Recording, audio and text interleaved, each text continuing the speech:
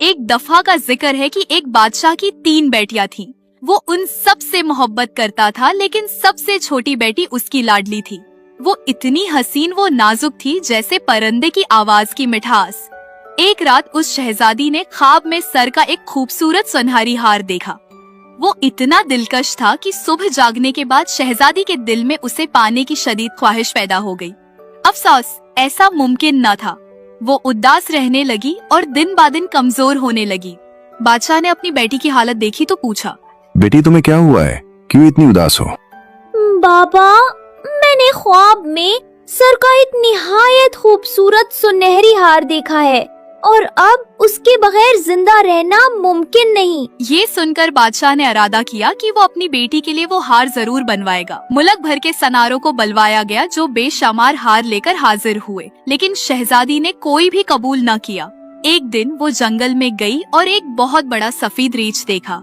उसके पंजों के दरमियान वही काब वाला हार था और वो उससे खेल रहा था। प्यारे रीछ, ये हार बहुत खूबसूरत है, क्या मैं ये ले सकती हूँ? नहीं, मेरे ख्याल से नहीं। शहजादी ने जिद की। मेरे वालिद बादशाह हैं, मैं तुम्हें सोना, जवाहरात या एक आलीशान महल भी दे सकती हूँ इस हार के बदले।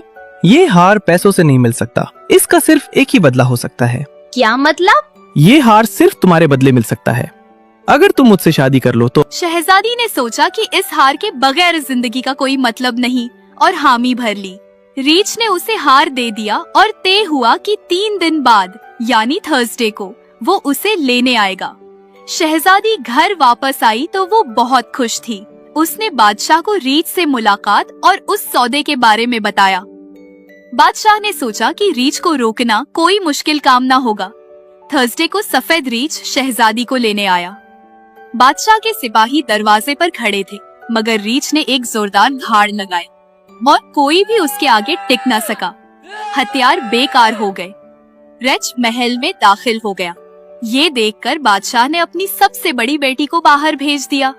तुम जाओ, तुम्हारी इससे शादी होगी।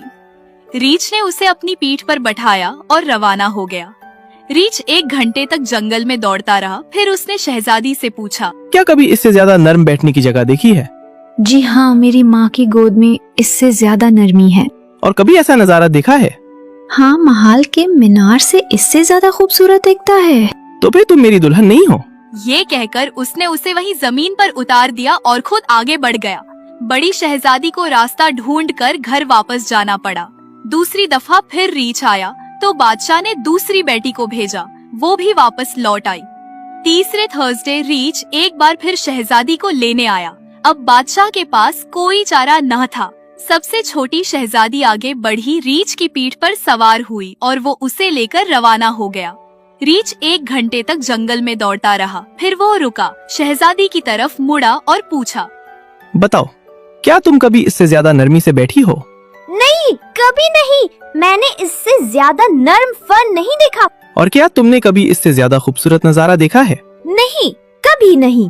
मैंने इससे ज्यादा खूबसूरत नजारा कभी नहीं देखा। तुम ही मेरी असली दुल्हन हो। रीछ खुश हुआ। आखिरकार वो एक शानदार महल पहुँचे। वो महल इतना हसीन और आलीशान था कि शहजादी का महल इसके मुकाबले में कुछ नहीं था। शहजादी उस महल में बहुत आराम से रहने लगी। उसे हर आसाइश मयस्सर थी।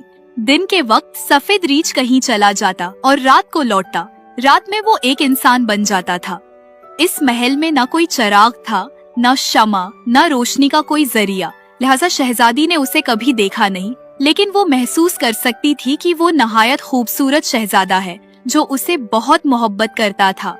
कुछ अरसा सब बहुत अच्छा रहा, लेकिन अब शहजादी उदास रहने लगी थी।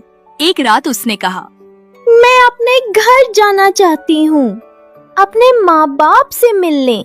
लेकिन तुम्हें एक वादा करना होगा कि तुम अपनी माँ का कहना नहीं मानोगी, बल्कि बादशाह की बात सुनोगी। शहजादी ने वादा कर लिया। जब शहजादी अपने घर लौटी तो उसका खानदान बहुत खुश हुआ। एक शाम जब वो वालिदीन के साथ बैठी तो उन्होंने उसके शवहर के बारे में पूछा, जो कभी सफेद रीछ और कभी इंसान बन जाता था। माँ ने फिक्र से कहा, मुमकिन है वो रीछ एक दिन तुम्हें खा जाए। तुम्हें चाहिए कि जब वो सो रहा हो तो एक शमा जलाकर देखो कि असल में वो है कौन। शहजादी ने बताया कि महल में कोई शमा नहीं, माँ ने उसे एक क्षमा थमा दी। वालिद को ये मंसूबा ठीक नहीं लगा, लेकिन शहजादी ने माँ की बात मानी और अपना वादा भूल गई। अगले दिन सफेद रीछ शहजादी को लेने आया और वो दोनों महल वापस लौट गए। रात को जब वो नींद में था, शहजादी ने आहिस्ता से माँ की दी हुई शमा जलाई और रोशनी उसके चेहरे पर डाली। वो इंसान की शक्ल में हैरत अंगेज हद तक खूबसूरत था। देखते देखते शमा से एक कतरा गर्म मोम का उसके माथे पर गिरा और वो जाग गया।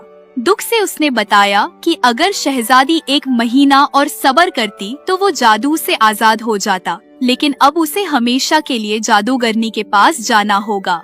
शहजादी ने मिन्नतें की मगर वो रुका नहीं। जब वो रीछ की शक्ल में जाने लगा तो शहजादी ने उसके बाल थाम लिए और उसकी पुष्ट पर सवार हो गई। वो दौड़ता रहा, दरख्तों की शाखें और कांटे उसके जिस्म को जख्मी करते रहे, यहाँ तक कि शहजादी थकन से गिरकर बेहोश हो गई। आँख खुली तो वो तन्हा जंगल में थी। वो शौहर की तलाश में निकल पड़ी। रास्ते में 3 झोंपड़ियाँ आए। हर जगह एक बूढ़ी औरत और लड़की मिली, जिन्होंने न सिर्फ सफेद रीछ की खबर दी बल्कि शहजादी को जादुई कैंची, शेशी और सफर का हौसला भी दिया। शहजादी को एक और झोंपड़ी मिली जहां एक लड़की जादुई कपड़े से खेल रही थी, जो हुक्म देने पर दस्तरखान बनकर हर नामत से भर जाता था। लड़की ने वो कपड़ा शहजादी को दे दिया कि उसे सफर में ज्यादा जरूरत है।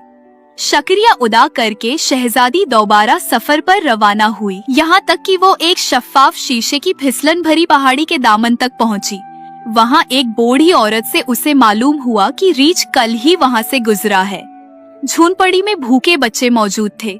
शहजादी ने जादुई कींची से कपड़े काटे, फ्लास्क से मशरूब पलाया और दस्तरख्वान बिछाया। बूढ़ी ने खुश होकर कहा कि उसका लोहार शोहर शहजादी के लिए लोहे के पंजे बनाएगा ताकि वो पहाड़ी चढ़ सके।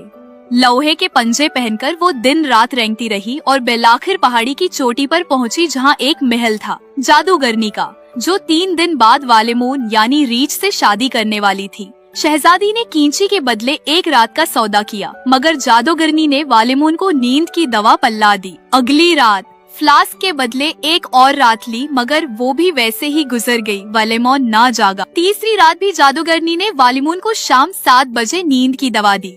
शहजादी आई, आवाजें दी, मगर वो सूता रहा। इस बार दीवार के उस पार मौजूद कारीगरों ने शहजादी की रोती आवाजें सुनी और सुबह वो वालिमोन के पास गए और बताया। वो चौंक उठा, दिल में उम्मीद जागी। इसी दिन शहजादी ने महल के नीचे बैठकर जादुई कपड़ा बिछाया, जिस पर ज़याफत सज गई। जादूगरनी ने यह देखा और फिर 1 रात के बदले कपड़ा खरीदने की पेशकश कबूल कर ली। लेकिन अब वालिमोन होशियार था। जब जादूगरनी ने दवा दी, उसने चुपके से वो कालीन पर फेंक दी। शक होने पर जादूगरनी ने सुई चबुई, मगर वालिमोन ने बर्दाश्त किया। जब शहजादी आई, वो जाग रहा था। दोनों मिले और तय किया कि जादूगरनी से हमेशा के लिए निजात हासिल करेंगे। शादी की तकरीब वाले दिन वालिमोन ने कारीगरों से पुल में खुफिया फंदा बनवाया। जुलूस में जादूगरनी और उसकी 7 सहेलियां सबसे आगे थी। पुल के तख्ते खुले और वो सब गहरी खाई में गिर गयी। बाद अज़ा, वालिमोन, शहजादी और मेहमान खजाने समेत सल्तनत वापस गए। रास्ते में तीनों झोंपड़ियों से बेटियां लेकर महल लौटे और सब हमेशा खुश रहे। सोने के ताज का ख्वाब सिर्फ खूबसूरती का ख्वाब नहीं, ये अजमत, रूहानी बुलंदी और बातनी रोशनी की अलामत थी। शहजादी के लिए ये ताज महज ज़ेवर नहीं था, बल्कि उसकी हिम्मत, उसकी तलाश और उसके बेलौस इश्क की गवाही था। वो सिर्फ रीछ के साथ नहीं गई, बल्कि उसकी तकदीर की साथी बनी। हर आजमाइश में उसका साथ दिया और एक नादीदा ख्वाब को हकीकत के रंगों में ढाल दिया।